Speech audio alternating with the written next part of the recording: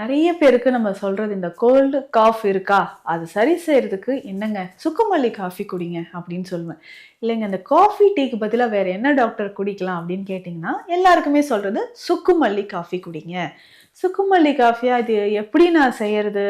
இது ரெடிமேடா மிக்ஸ் கிடைக்குது, இருந்தாலும் நான் வீட்டில் செய்யலாம் அப்படின்னு நினைக்கிறேன். வீட்லேயே சுக்குமல்லி காஃபி நம்ம எப்படிங்க ரெடி பண்ணலாம் அப்படின்னு சொல்லி பார்த்தீங்கன்னா இதில் என்னென்ன மூலிகைகள் சேருதுன்றதை பார்க்கலாம். இது எல்லாமே நம்ம உடலில் இருக்கக்கூடிய கபத்தை வெளியேற்றக்கூடிய மூலிகைகள். ஸோ அப்போ தொடர்ந்து இந்த மூலிகைகளை நம்ம பயன்படுத்திக்கிட்டே வரும்பொழுது உடலில் இருக்கக்கூடிய வலிகள் குறையும். ஸோ வாதம், பித்தம், கபம் மூன்றுமே சமநிலைப்படுத்துவதற்கான மூலிகைகள் இந்த சுக்குமல்லி காஃபியில் இருக்குது. இந்தந்த மூலிகைகளை இந்த அளவுப்படி நீங்கள் ரெடி பண்ணி சுக்குமல்லி காஃபி காலை அல்லது மாலை ஸோ தொடர்ந்து கூட நம்ம குடிக்கலாம். இல்லை வாரம் 2-3 நாட்கள் குழந்தைகள்லேருந்து பெரியவர்கள் வரைக்கும் எல்லாருமே, அதுவும் இந்த மழைக்காலம் பனிக்காலங்கள்ல நீங்கள் குடிச்சுக்கிட்டே வரும்பொழுது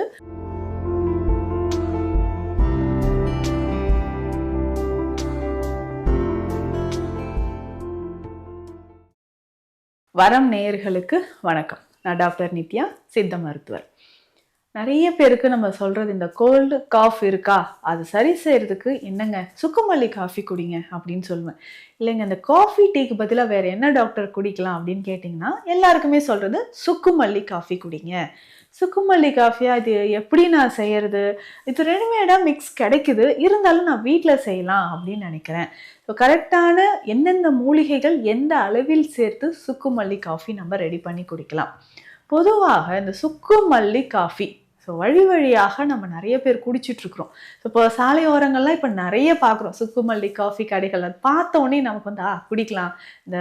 இந்த ட்ராவலிங் பண்ணிகிட்டு இருக்கும்போது டயர்ட்னஸ், ஒரு களைப்பு போக்குவதற்கு உடலுக்கும் ஆரோக்கியம் தரக்கூடியது இல்லையா? ஸோ நம்ம குடிக்கலாம் அப்படின்னு நினைக்கிறோம். சுக்குமல்லி காஃபி செய்யறதுக்கு சரியான மூலிகைகள், எந்தெந்த மூலிகைகள் எந்த அளவு எடுக்கலாம் அப்படின்றத நான் சொல்கிறேன். முதல்ல சுக்கு மல்லி காஃபி, இது பேர்லேயே இருக்கு பாருங்க, மல்லி அப்படின்னு சொல்லக்கூடிய தனியா விதைகள், சுக்கு, இது ரெண்டுமே முக்கியமான மூலிகைகள் இல்லையா?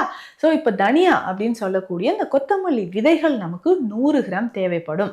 ஸோ 100 கிராம் தனியா விதைகள் எடுத்துக்கோங்க. இந்த தனியா விதைகள் நல்ல ரிச் ஃபைபர் கண்டென்ட் இருக்கக்கூடியது.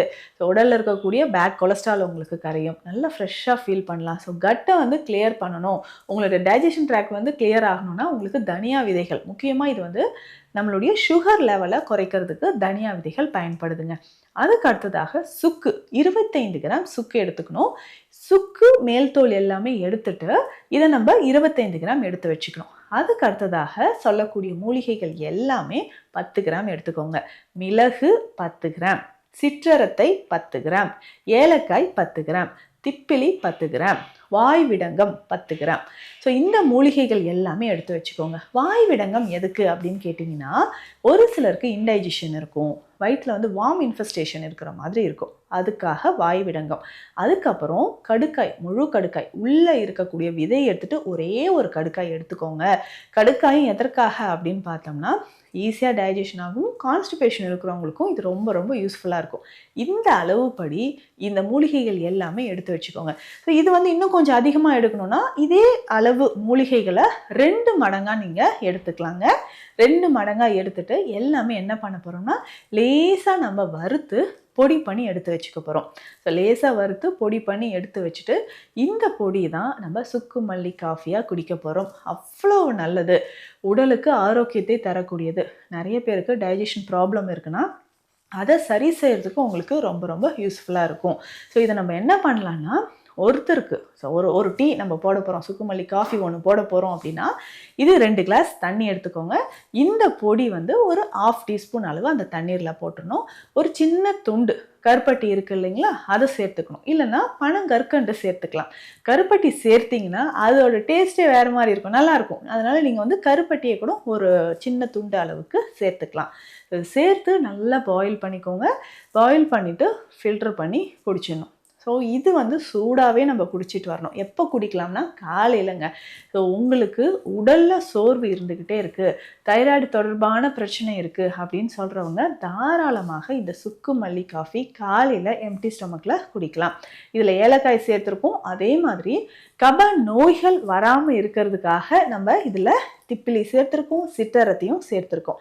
இது எல்லாமே நம்ம உடல்ல இருக்கக்கூடிய கபத்தை வெளியேற்றக்கூடிய மூலிகைகள். ஸோ அப்போ தொடர்ந்து இந்த மூலிகைகளை நம்ம பயன்படுத்திக்கிட்டே வரும்போது உடல்ல இருக்கக்கூடிய வலிகள் குறையும். ஸோ வாதம், பித்தம், கபம் மூன்றுமே சமநிலைப்படுத்துவதற்கான மூலிகைகள் இந்த சுக்குமல்லி காஃபியில் இருக்குங்க. இது சாதாரணமான ஒரு விஷயம் கிடையாது. நம்ம டெய்லி காஃபி தானே குடிக்கிறோம், இதில் என்ன பெனிஃபிட்ஸ் இருக்குது அப்படின்னு கேட்டிங்கன்னா, இதில் இருக்கக்கூடிய மூலிகைகள் எல்லாமே உடல் ஆரோக்கியத்திற்கு அவ்வளவு நல்லது. தலை நீரேற்றம், தலை பாரம், சைனசைட்டிஸ் இருக்குங்க, லங் இன்ஃபெக்ஷன் இருக்குது, ஷார்ட்னஸ் ஆஃப் பிரீத் அப்படின்னு சொல்லுவாங்க, மூச்சு வாங்கிட்டே இருக்கும், நல்ல ஆழ்ந்த மூச்சு நிறைய பேருக்கு விட முடியாது. ஸோ இந்த மாதிரியான பிரச்சனைகள் இருந்ததுன்னா அவர்களுக்கு இந்த சுக்குமல்லி காஃபி ரொம்ப ரொம்ப சிறந்தது. இதை தாண்டி எனக்கு ஜாயிண்ட் பெயின் இருக்குங்க, மூட்டு வலி இருக்குது, உடல் முழுவதுமே வலியாக இருக்குது அப்படின்னு ஃபீல் பண்ணிங்கன்னா அவர்களுக்குமே சிறந்ததாக இந்த சுக்குமல்லி காஃபி இருக்குது. ஸோ இந்தந்த மூலிகைகளை இந்த அளவுப்படி நீங்கள் ரெடி பண்ணி சுக்குமல்லி காஃபி காலை அல்லது மாலை ஸோ தொடர்ந்து கூட நம்ம குடிக்கலாம். இல்லை வாரம் 2-3 நாட்கள் குழந்தைகள்லேருந்து பெரியவர்கள் வரைக்கும் எல்லாருமே, அதுவும் இந்த மழைக்காலம் பனிக்காலங்களில் நீங்கள் குடிச்சுக்கிட்டே வரும்போது உடலில் இருக்கக்கூடிய வலிகள், நரம்பு சம்பந்தப்பட்ட வலிகள் எல்லாமே நமக்கு குறைய ஆரம்பிக்கும். ஸோ சரியான அளவில் ஒரு சுக்குமல்லி காஃபி ஹெல்த்தியாக எப்படி குடிக்கலாம் அப்படின்றத இந்த பதிவில் பார்த்தோம்.